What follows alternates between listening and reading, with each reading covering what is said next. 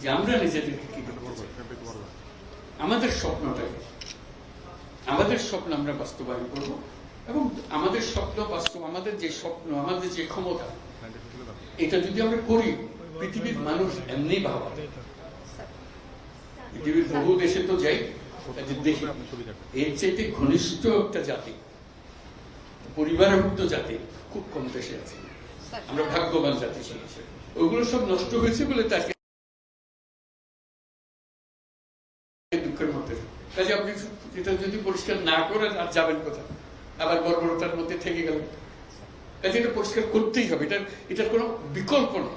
আপনি যতভাবেই বলেন প্রত্যেকটা জিনিস, এটা এই না যে এই জিনিস নষ্ট হয়ে গেছে, ওরকম না, পুরো জিনিসটাই পচে গেছে। এই পচা জায়গাতে আবার নতুন তত্ত্বটা জাতি আবার তৈরি করতে এবং আমরা পারি। শুধু আমাদের সবাই একত্র হতে পারে, এটা করতে হবে, কঠিন ঘাত করতে হবে।